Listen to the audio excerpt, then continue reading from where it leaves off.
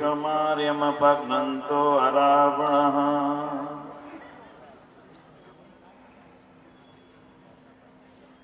बहुत ही सौभाग्य का विषय है कि हम सब उस महान दिव्यात्मा स्वामी स्वतंत्रानंद जी महाराज, जिन्होंने अपने जीवन में एक ऐसा बड़ा परिवर्तन विचारों का जो उनके जीवन में आया और उसके पश्चात उन्होंने जो इस संसार में एक बहुत बड़ी परिवर्तन की जो हवा चलाई, मैं समझता हूं कि ये अपने आप में एक अपने आप के इतिहास की अपनी अलग घटना है। दुनिया में प्रसिद्ध कितनी हो सकी हो ना हो सकी हो, एक मिनट के लिए अगर हम भूल भी जाएं, तब भी उनकी उस परिवर्तन के जो परिणाम आज दिखाई देते हैं वो अपने आप में बहुत बड़े परिणाम हैं। मैं आज उस दिव्यात्मा को उनके इस 146वें जन्मोत्सव पर प्रणाम भी करता हूँ, शत नमन करता हूँ और स्वामी जी महाराज, आदरणीय स्वामी सदानंद जी महाराज को इस रूप में आभार करता हूं कि उन्होंने उनके जन्म दिवस मनाने की परंपरा को न केवल अक्षुण्ण रखा, बल्कि उसको और उत्तरोत्तर और बढ़ाने के लिए ही कार्य किया। इसके लिए मैं आप सभी से भी निवेदन करूंगा, एक बार तालियां बजाकर उनका भी अभिनंदन कर दें और आदरणीय स्वामी स्वतंत्रानंद महाराज के चरणों में भी अपना प्रणाम अर्पित कर दें। इस मंच पर उपस्थित पूज्य स्वामी सदानंद जी महाराज और जिस पंजाब की धरती पर हम सब लोग आज यहाँ पर उपस्थित हैं और जो पंजाब आर्य समाज का मैं समझता हूँ कि एक हद तक विस्तार दाता कहता हूँ मैं इस भूमि को, कि यहीं से दुनिया भर में आर्य समाज की शाखाएं फैली, प्रतिशाखाएं फैली, यहीं से उसका आरंभ हुआ। उसकी सभी आर्य समाजों की शिरोमणि संस्था, जिसका एक बहुत बड़ा प्रभाव क्षेत्र, बहुत जबरदस्त प्रभाव इस पूरी भूमि पर नहीं पूरी दुनिया के आर्य समाज के क्षितिज पर रहा है, उसके माननीय प्रधान जी भी आज यहाँ पर हमारे बीच पधारे हैं और आज हमारा सौभाग्य कि वे इस धरती पर पधार करके आदरणीय स्वतंत्र जी महाराज के चरणों में अपना प्रणाम अर्पित करने यहाँ पहुंचे हैं। आदरणीय श्रीमान सुदर्शन शर्मा जी, एक बार तालियां बजाकर उनका भी हम अभिनंदन करते हैं और उनके साथ माननीय पुरुषी जी जो कि रजिस्ट्रार हैं आरती सभा पंजाब के, और मंच पर उपस्थित जम्मू कश्मीर आरक्षण सभा के हमारे प्रधान श्रीमान अरुण चौधरी जी भी यहाँ उपस्थित हैं। मैं उनका भी बहुत बहुत अभिनंदन करता हूँ और पंजाब के अनेक शहरों से जो यहाँ पर महानुभाव यहाँ आए हैं, गांव से यहाँ जो पहुंचे हैं, मैं उन सभी का सादर प्रणाम करता हूँ और सभी सन्यासी महानुभावों को जो यहाँ पर उपस्थित है सुबह से, कल से 3-4 दिन से, जब से भी यहाँ पर आए हैं आशीर्वाद देने के लिए, उन सभी को चरणों में प्रणाम। आदरणीय बलविंदर शास्त्री जी ने जब ये बात कही कि 140वां जन्मोत्सव आपने आना है, तो मैंने कहा ये तो मेरा बहुत बड़ा सौभाग्य होगा कि मैं वहां पर पहुंच करके आदरणीय स्वामी जी महाराज को फिर से स्मरण कर सकूं। उसकी सुबह एक छोटी सी घटना आदरणीय स्वामी जी महाराज ने बताई थी कि जब मठ की नींव रखी जा रही थी, उस समय हमारे एक ऐसे नेता स्वामी महात्मा नारायण स्वामी जी थे, उनका आपस में कितना प्रेम था, कितना सद्भाव था, उसकी एक छोटी सी घटना आदरणीय स्वामी सदानंद जी ने सुनाई थी। महात्मा नारायण स्वामी जी का आदेश आया कि आपको हैदराबाद पहुंचना है आंदोलन के लिए। स्वामी जी महाराज नींव रखते ही चल पड़े। ये नहीं कहा कि मेरा तो मठ बन रहा है, मुझे तो यहाँ पर काम है, मैं तो इसको बनाने का काम है। आदेश का पालन किया, तुरंत वहां पहुंच गए। और महात्मा नारायण स्वामी जी का भी एक प्यार, अनन्य प्यार और अनुराग देखिए स्वामी स्वतंत्रानंद जी महाराज से, कि आपने यहाँ पर आना तो है, पर आपने आंदोलन में भाग लेके गिरफ्तारी नहीं देनी। क्यों नहीं देनी भाई?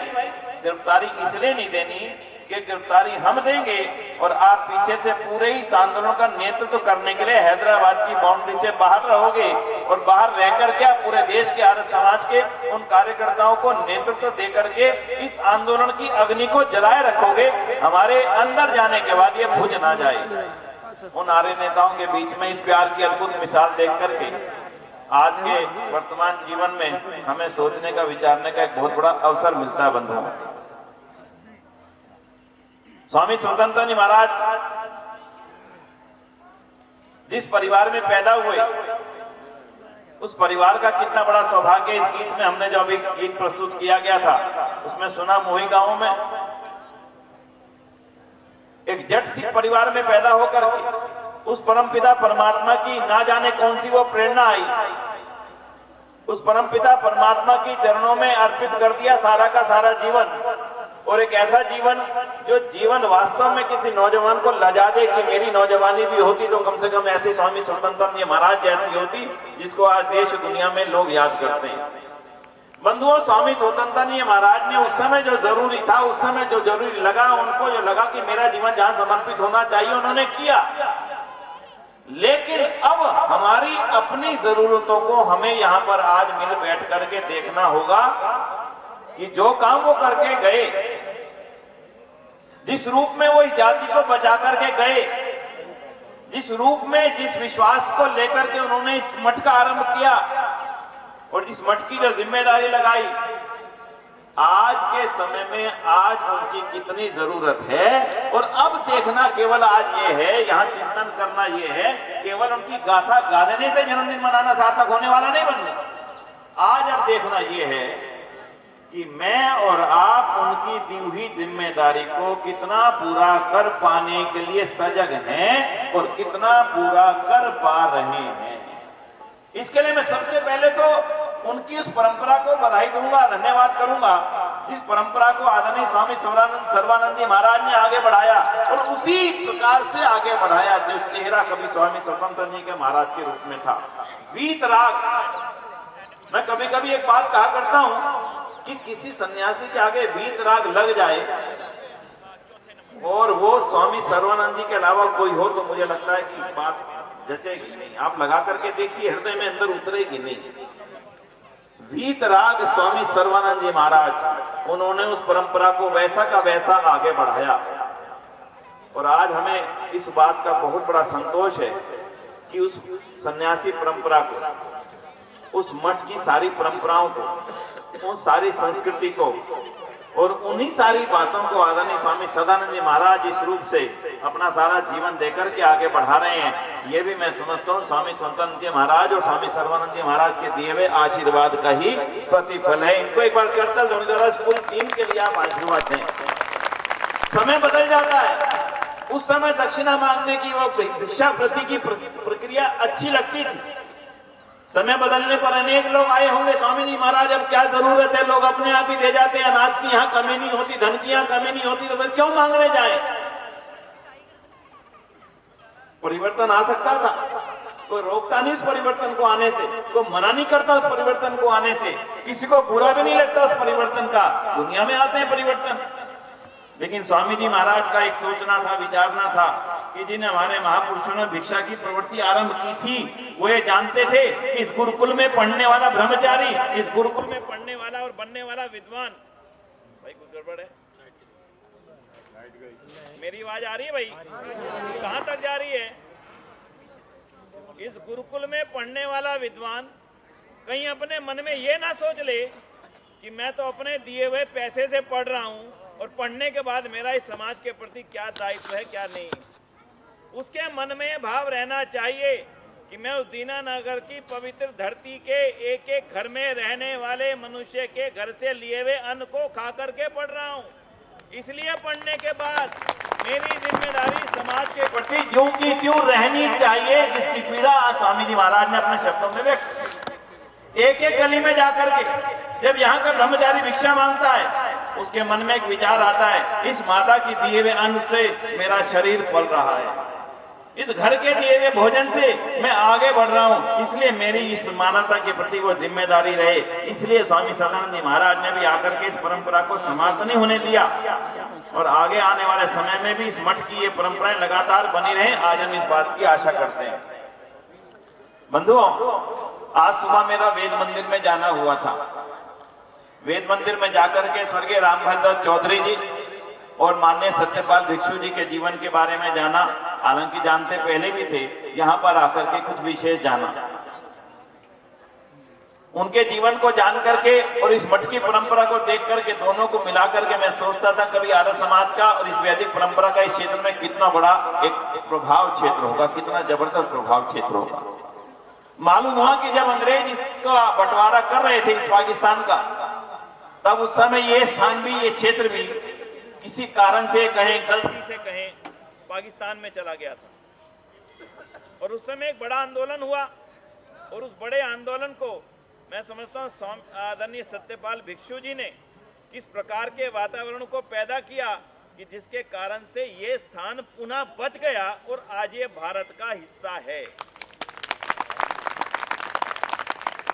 यहां तक तो ताली बजाना ठीक है बंधुओं, लेकिन मेरी आज जो चिंता का विषय है वो चिंता का विषय केवल और केवल इतना है कि जो सत्यपाल भिक्षु जी के किए गए आंदोलन या उनके द्वारा जिन लोगों ने साथ उनका दिया, उनके आंदोलन के कारण से ये भूमि तो हमारी बच गई, लेकिन अगर इस भूमि पे रहने वाले लोगों को अपने निकट लाने का प्रयास करने वाले इंग्लैंड की धरती से आकर के और हमारे गांव-गांव में बैठ करके और हमारी ही छाती पर मूंग दल करके हमारे उन भाइयों को अपने द्वारा दिया गया धागा पहनाने में कामयाब हो गए, आप समझ लेना कि धरती आपकी होने के बाद भी आपकी नहीं है।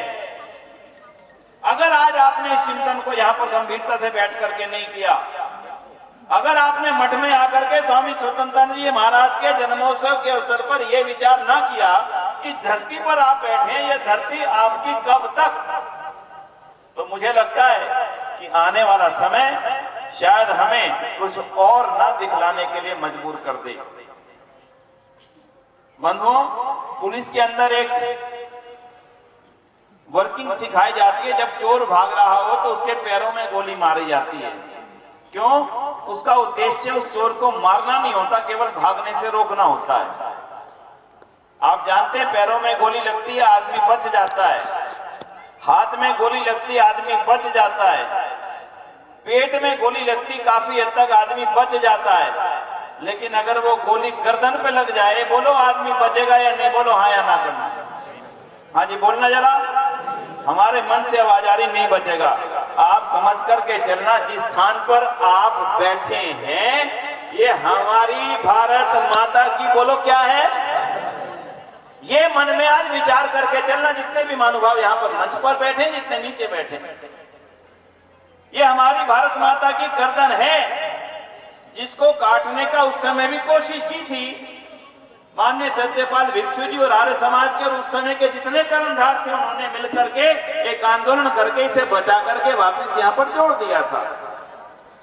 और आज क्या कारण है कि वो सभी लोग जिनकी अभी मैंने चर्चा की और आपने समझ लिया, हाँ या ना समझ लिया कि नहीं, किनकी चर्चा कर रहा हूं या मैं बोलूं? समझ लिया। जो लोग ये कहते हैं कि अंग्रेजों को हमने भगा दिया, बिल्कुल सच कहते हैं, भगा दिया, लेकिन बंधुओं उस समय अंग्रेज तलवार लेकर के यहाँ पर आए थे, सेना लेकर के यहाँ पर आए थे। आज वही की वही विचारधारा किताब लेकर के आपके घरों के अंदर घुस रही है। अगर उस किताब को अंदर घुसने से आपने ना रोका, आप समझ लेना आपने अपने पूर्वजों के बलिदान को अपने सामने जीते जी समाप्त होता हुआ देखने की परिस्थिति आपके सामने कुछ ही क्षणों में आने वाली। ये गुरुओं की धरती हमारी, जिस गुरुओं के एक एक वंश ने, एक एक वंश के अनेक बच्चों ने अपनी कुर्बानियां दे दी इस धरती के लिए, वो कहानियां मैं यहां पर लगातार दोहराऊं, उसका उद्देश्य पूरा होने वाला नहीं। उसी गुरु की धरती को जब अंग्रेजों ने आकर के हमसे छीनना चाहा तो ऋषिवर देव दयानंद की सेना ने आकर इसको बचाने के लिए पूरे पंजाब के क्षेत्र के लिए जो बलिदान दिए, जो कुर्बानियां दी, उनकी भी गिनती नहीं की। चिंतन और चिंता करने के लिए कुछ समय आज का कब लेना चाहूंगा। 3 समस्याएं आपके सामने खुल करके आ चुकी हैं। पहली, हमारे अपने कहीं और जा रहे हैं। पहली बात, जो हमारे थे हमारे हैं, हम ना माने। हमारा दोस्त था जिसको रामभक्त चौधरी जी ने समझा था, जिस दर्द को स्वामी श्रद्धानंद ने पहचाना था, जिस दर्द को स्वामी स्वतंत्रानंद ने समझा था, लेकिन कहीं ना कहीं वो कड़ियां जो टूट गईं, उन कड़ियों को आज जोड़ने की सबसे पहली जरूरत है।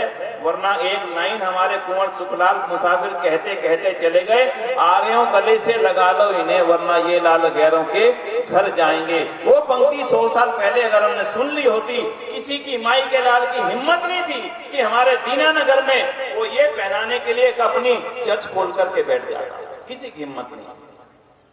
गलती कहीं ना कहीं, चूक कहीं ना कहीं हमारी रही।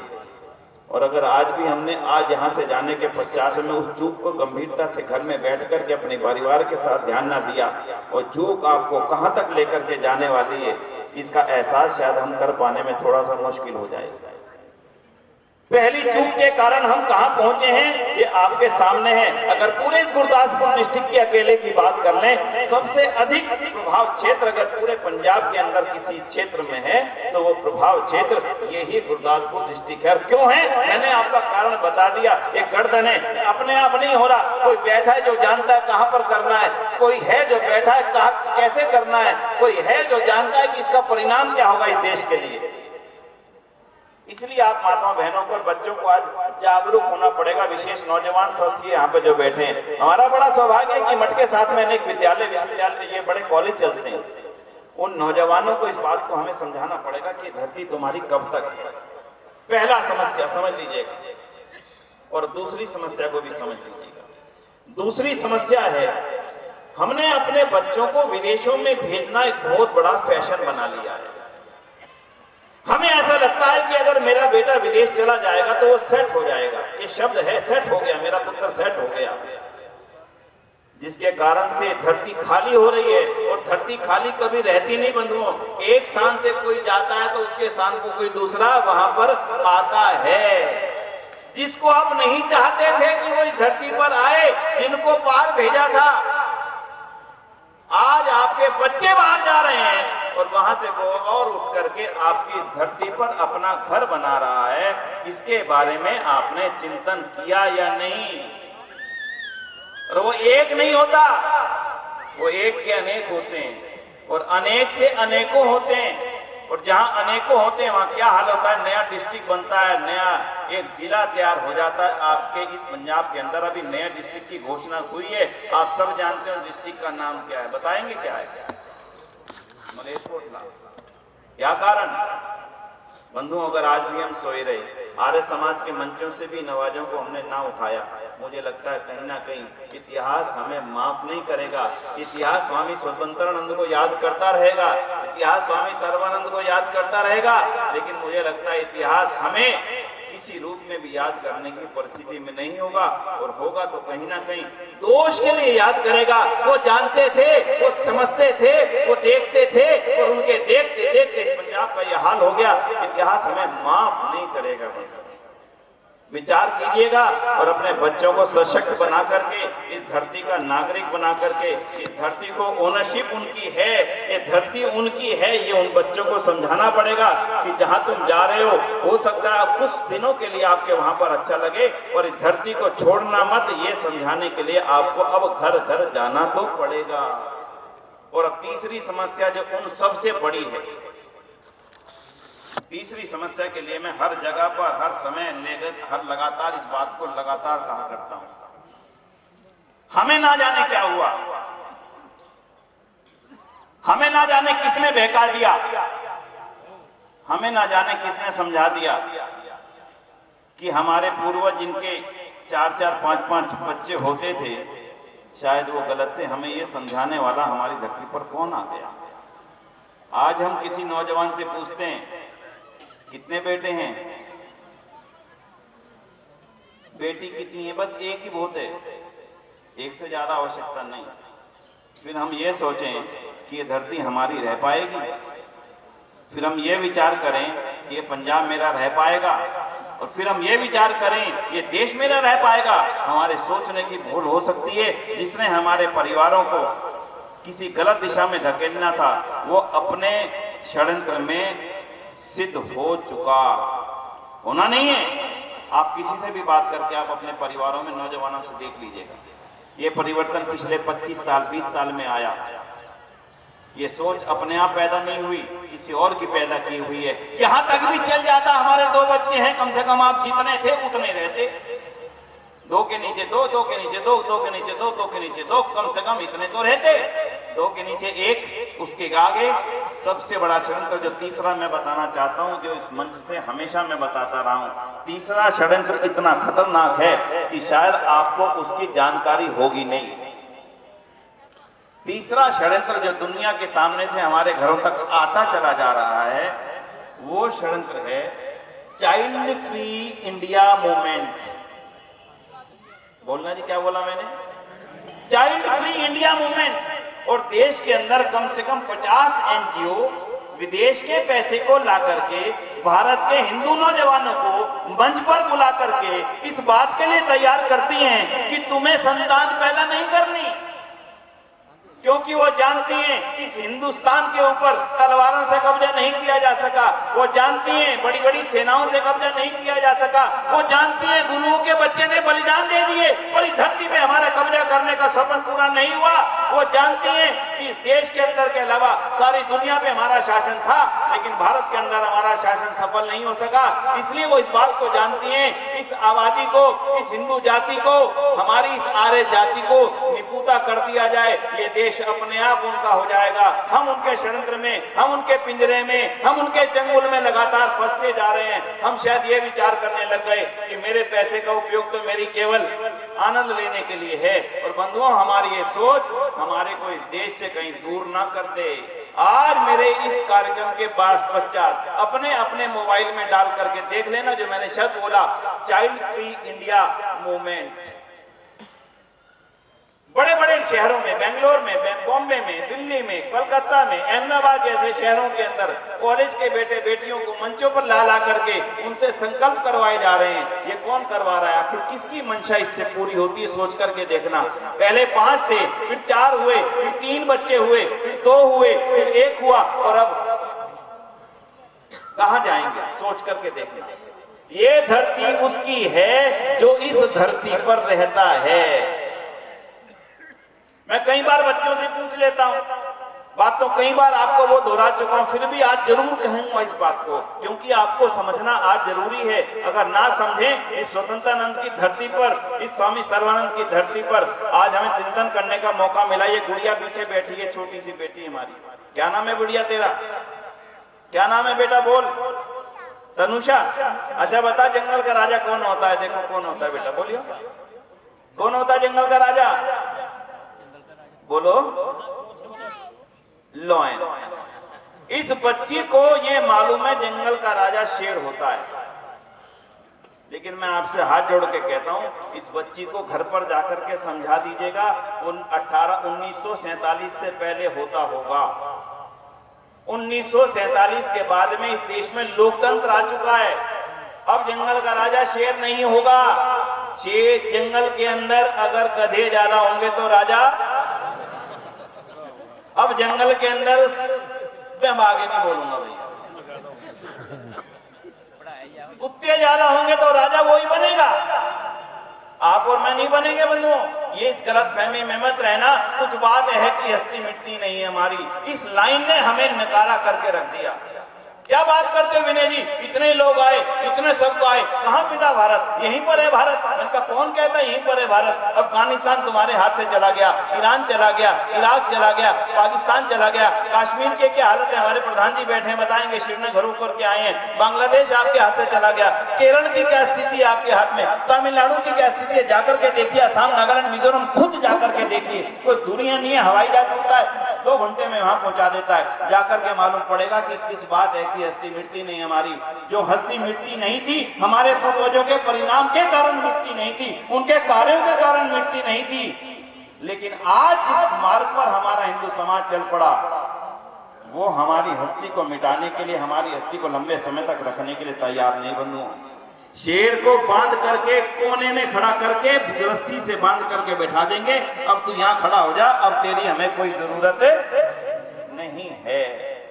इसलिए बेटा, अब शेर जंगल का राजा नहीं है। लोकतंत्र में हमें समझ लेना चाहिए कि जंगल का राजा बनने के लिए सिरों की गिनती होने वाली है। जिनके पास सिरों की कमी होगी उनको सिर कटवाने पड़ेंगे।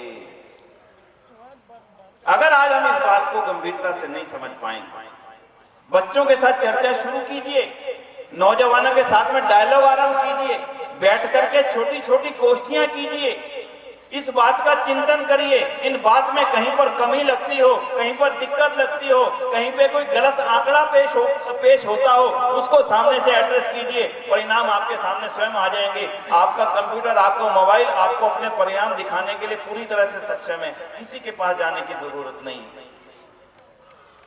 नौजवान की शादी होने का समय हमारे परिवारों में 30 साल आ गया, 30 से 32, 33, 34, 35, 36, जब तक वो डबल हो जाते हैं तब तक हमारा नौजवान शादी भी नहीं कर रहा है। बोलो कहां जाओगे?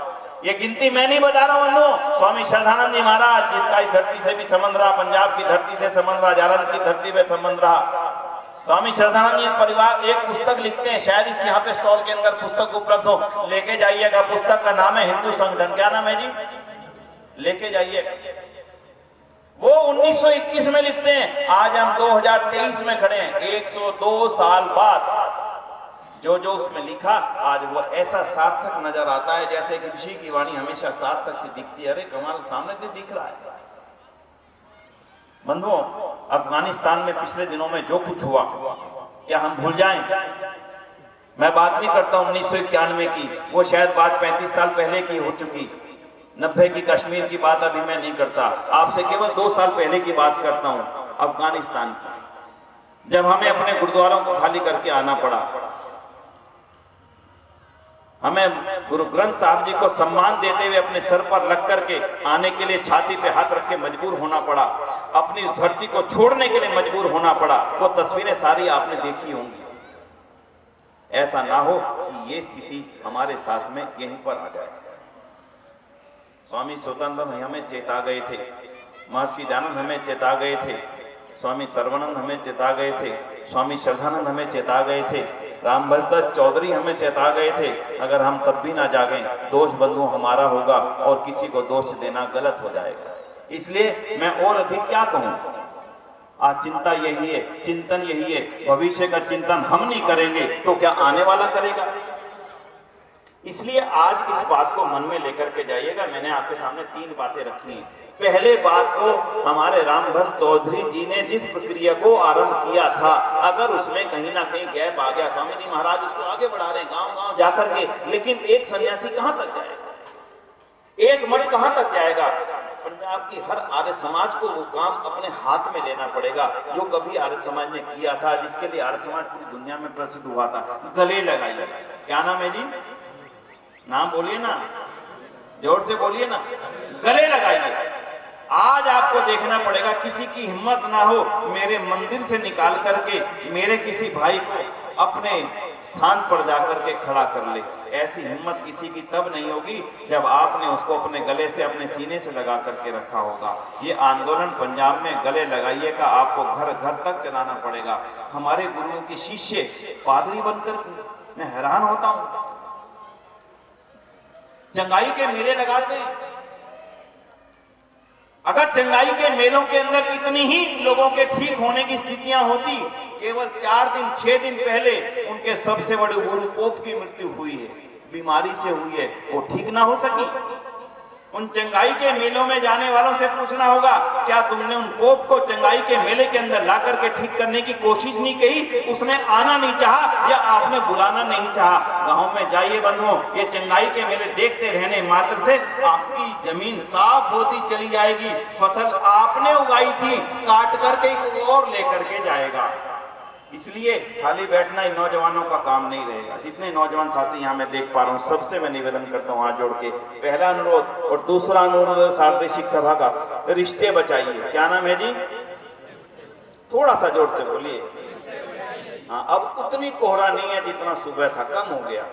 रिश्ते बचाइए। अगर आप अपने परिवारों में बनते हुए रिश्ते ना बचा सके, भाई बहन तक के रिश्ते समाप्त हो गए, या एक बेटी है या एक बेटा है, भाई बहन का रिश्ता भी नहीं है। आपके जाने के बाद में उस अकेली बेटी को कौन देखने वाला होगा? उस अकेले बेटी से कौन बात करने वाला होगा? सोचा कभी? किसी के हाथ में राखी बांधने वाली कोई ना होगी और बंधवाने वाला कोई ना होगा। ऐसी परिस्थिति में बनकर परिवारों को करोड़ों की संपत्ति दे के जाने के बाद भी समझ लेना, आप उससे सब कुछ छीन करके जा रहे हो, सब कुछ छीन करके जा रहे हो। तो रिश्ते बचाइए। और दिक्कत यहाँ पर है कि पिता और पुत्र का रिश्ता भी नो चाइल्ड पॉलिसी के नाम पर समाप्त किए जाने का षड्यंत्र चल रहा है। इन 2 बातों को विशेष रूप से बंधुओं आपको कहना चाहूंगा। अनेक विद्वानों के आपको यहाँ पर मार्गदर्शन मिलेगा, आदमी स्वामी जी महाराज का आशीर्वाद भी आपको मिलेगा। लेकिन आज आपके ऊपर, पंजाब की धरती के ऊपर आने वाले एक एक आर्यजन की, एक एक परिवार की बहुत बड़ी जिम्मेदारी है। इन दो बातों को बिल्कुल मत भूलिए, किसी भी हालत में मत भूलिए। गले लगाइए, रिश्ते बचाइए। इन दो शब्दों को यहाँ से लेकर के प्रसाद के रूप में जाइएगा कि अब मेरी जिम्मेदारी है। अकेले राम रथ चौधरी जी का नाम जपना, अकेले स्वामी स्वतंत्र जी का नाम जपने मात्र से मेरी धरती की रक्षा होने वाली नहीं। अब तो मुझे गुरुओं की भांति बलिदान के लिए तैयार होना पड़ेगा। अपने बच्चों को कुर्बान होने के लिए तैयार नहीं करना बंधुओं, अब कुर्बानी लेने के लिए तैयार आपको करना पड़ेगा। जो मेरी धरती पे हाथ लगाने के लिए, मेरी उगाई फसल को काटने के लिए अपना हाथ आगे बढ़ाएगा, उसका हाथ काटने के लिए हमें तैयार होना पड़ेगा। खाली मत बैठना बंधुओं, तैयार है उनके हाथ आपके हाथों में। अब ये देखना पड़ेगा कि कितना शौर्य, कितना बल आ चुका है बंधुओं। अधिक ना कहता हुआ, जो यहाँ की मूल समस्याओं को मैंने समझा, देखा है और जाना है, उसके आधार पर कुछ बातों को, ये पूरे देश की है, केवल पंजाब की नहीं, ऐसा मत समझिएगा, ये पूरे देश की समस्याएं हैं। अब निमंत्रण आपको जरूर दे दूं, महर्षि दयानंद सरस्वती जी, जिनकी प्रेरणा का प्रतिफल थे स्वामी स्वतंत्र जी महाराज, उनके जन्म के 200 वर्ष आने वाले हैं। सन 1824 में जन्म उनका टंकारा में हुआ, लेकिन ना जाने ईश्वर की कितनी बड़ी, कैसी और क्यों कृपा हुई कि टंकारा से उठ करके वो महामान जब पंजाब में पहुंचे तो एकदम से सूर्य की ऐसी रोशनी का उदय हुआ कि उस सूर्य की उस रोशनी के अंदर जो महर्षि दयानंद ने आकर के दीपक के रूप में पंजाब में प्रज्वलित की थी, उस रोशनी के अंदर पूरा संसार चमक गया, पूरा संसार चमक गया। मैं फिजी में जाता हूँ, मैं न्यूजीलैंड जाता हूँ, अभी मैं सूरीनाम और गयाना जाकर के आया, पता लगा गयाना में, सूरीनाम में जो दक्षिण अमेरिका के देश हैं, आर्य समाज आया कहां से? पंजाब की धरती से। भाई परमानंद जी वहां पर गए, पंजाब की धरती से गयाना में भाई परमानंद जी वहां पर गए, पंजाब की धरती से पंडित अयोध्या प्रसाद वहां पर गए, पंजाब की धरती से त्रिनाड में भाई परमानंद जी वहां पर गए, जो आर्य समाज की ज्योति जला करके वहां पर आए थे। आज वो लगातार एक ज्वाला के रूप में, एक बड़ी उज्जवल ज्वाला के रूप में वहां पर जल रही है। पंजाब की धरती का सौभाग्य रहा है, और एक सौभाग्य नहीं रहा। मैं स्वामी श्रद्धानंद का नाम लूं, जिन्होंने पूरी दुनिया में आर्य समाज के उस ऐसे स्तंभ को तैयार किया, चाहे वो गुरुकुल कांगड़ी जैसी संस्थाएं, गुरुकुल परंपरा हो, चाहे मैं पंडित लाला लाजपत राय को याद करूं, और चाहे मैं उस गुरुकुल प्रणाली की नींव में रहे पंडित गुरुदत्त विद्यार्थी को याद करूं, चाहे मैं महात्मा हंसराज को याद करूं, जिन्होंने डीएवी नाम का पौधा लगाया, आज पूरी दुनिया में वो कहां तक पहुंच गया। मैं जितने भी नामों की चर्चा करता चला जाऊं, सारों की जड़ें तो मुझे पंजाब में दिखाई देती हैं, लेकिन अगर जड़ें खत्म हो जाएं तो किसी पौधे की आयु रहा नहीं करती। इसलिए बंधु, पंजाब में आर्य समाज की जड़ों को और मजबूत करने का दायित्व आप सबका है, और मुझे पूरा विश्वास है। वो विश्वास क्यों है वो भी बता देता हूं। आर्य सभा पंजाब आज एक बहुत अच्छे और कुशल नेतृत्व के साथ काम कर रही है, लगातार नियमित काम कर रही है, और उनकी इच्छाएं, माननीय प्रधान जी यहाँ उपस्थित हैं, माननीय प्रेम जी यहाँ पर आज नहीं पाए, मंत्री के रूप में वो जो काम कर रहे हैं। हम दिल्ली, हरियाणा, पंजाब तीनों सभाएं जिस प्रकार से आपसी विवादों को समाप्त करके हमेशा के लिए पूरी तौर पर एकजुट होकर के आर्य समाज के कार्यों को आगे बढ़ाने के जिस प्रकार से चल रही हैं, मैं समझता हूँ आर्य समाज के लिए ये भी एक अच्छा और नया अध्याय ही है, जिसको निरंतरता से 7 साल हो गए और आगे ये कभी समाप्त होने वाली नहीं। और ये आपके सोच, आपकी विजन के ऊपर निर्भर करता है। इसलिए पंजाब सभा के कुशल नेतृत्व में, और स्वामी जी महाराज जैसे वीतराग और संत के रूप में जिनका आशीर्वाद जिनको मिला हो, उनके कुशल आशीर्वाद के साथ में पंजाब की धरती पर फिर से जो कुछ छोटी मोटी न्यूनता आई है, उसको हटाने का काम आर्य सेवा पंजाब और दयानंद मठ दीनानगर और उनसे जुड़ी हुई सारी संस्थाएं करेंगी। स्वामी जी महाराज का आशीर्वाद आज पूरी पंजाब सभा को प्राप्त हुआ, माननीय सुदर्शन जी को प्राप्त हुआ, और ये आशीर्वाद निरंतर बना रहे, ऐसी हम सब लोगों की कामना है। मुझे पूरा विश्वास है कि उनके आशीर्वाद से और आदरणीय सुदर्शन शर्मा जी के कुशल नेतृत्व से, कुशल विजन से और पंजाब सभा के संगठन से आर्य समाज पुनः उसी गति को प्राप्त करेगा जिसकी कभी हम कल्पना किया करते थे। छोटी छोटी बातों को भूल करके आगे बढ़ना पड़ेगा, छोटी सी बातों को भूल करके, दोबारा दोहरा देता हूं, सुन लेना, छोटी छोटी बातों को भूल करके आगे बढ़ना पड़ेगा। अगर हम पिछली बातों को याद करेंगे, मेरा कदम आगे बढ़ने वाला नहीं। इसलिए आगे एक नया सवेरा होने की तैयारी है। महर्षि दयानंद के 200वें जन्मोत्सव के लिए माननीय प्रधानमंत्री जी से हम 31 दिसंबर को मिले। 30 दिसंबर को पूज्य माता जी का उनके निधन हुआ था। हमने सोचा अब कहां समय मिलेगा, कैंसिल हो जाएगा। ठीक उसी समय जिस समय उन्होंने हमें समय दिया था 31 दिसंबर को ठीक 11 बजे हमारी उनसे मुलाकात हुई। महर्षि दयानंद के 200वें जन्मोत्सव के आयोजन के संबंध में हमने उनके सामने चर्चा रखी। उन्होंने बड़ी सहृदयता से कहा आर्य समाज को और ज्यादा मजबूत होने की आवश्यकता है, महर्षि दयानंद के विचारों को और ज्यादा गहराई तक नौजवानों तक पहुंचाने की आवश्यकता है। आप 2 वर्षों तक का कार्यक्रम सार्वदेशिक सभा ने बनाया है। 12 फरवरी 2023 से शुरू होगा। हर घर के लिए कार्यक्रम है, हर आर्य जन के लिए कार्यक्रम है, हर सभा के लिए कार्यक्रम है, हर एक आर्य समाज मंदिर के लिए एजेंडा है। 2 साल में आपने ये काम करने हैं। हर एक छोटा से बच्चे के लिए भी एजेंडा है कि आपने 2 साल के अंदर ये कार्य करना है। मिलकर के 2023 में 2024 में स्वामी दयानंद के जन्मोत्सव के 200 वर्ष पूरे होंगे। 2025 में आर्य समाज जैसी एक ऐसी विशाल संस्था जिसका पूरी दुनिया में आज एक अलग छत्र छाया है जबरदस्त, उसके 150 वर्ष पूरे होंगे। इन दोनों ही अवसरों का समापन समारोह 2025 में जैसे 2018 का एक विशाल आर्य महासम्मेलन दिल्ली में आयोजित किया गया था उस रूप में आयोजित किया जाएगा।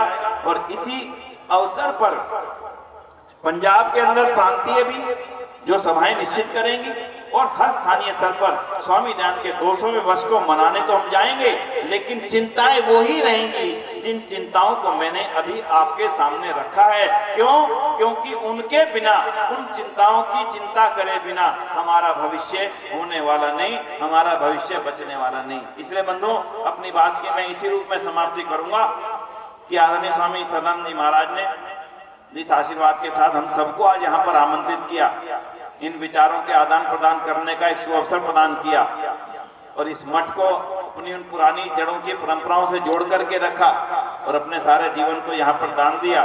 मैं समझता हूँ उनकी वो प्रेरणा हम सब पर, उनका वो आशीर्वाद हम सब के ऊपर, हमारे सिर के ऊपर वरदहस्त के रूप में हमेशा बना रहे, ये मैं कामना करता हूँ। और आदरणीय सुदर्शन शर्मा जी, माननीय प्रधान आर्य सभा पंजाब ने यहाँ पधार करके इस आर्य समाज के संगठन को एक नई ऊर्जा और एक नई गति प्रदान की है। मैं उनका भी आप सभी की ओर से बहुत बहुत बहुत बहुत आभार व्यक्त करता हूँ।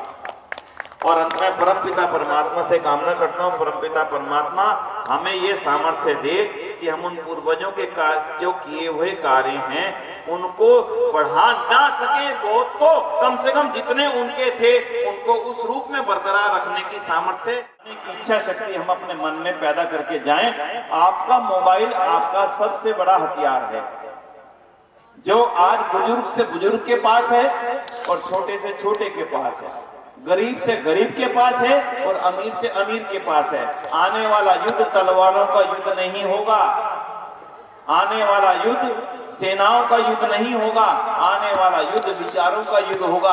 विचार उसके चलेंगे जो अपने विचारों को फैलाने के लिए अपने हर साधन का इस्तेमाल करेगा।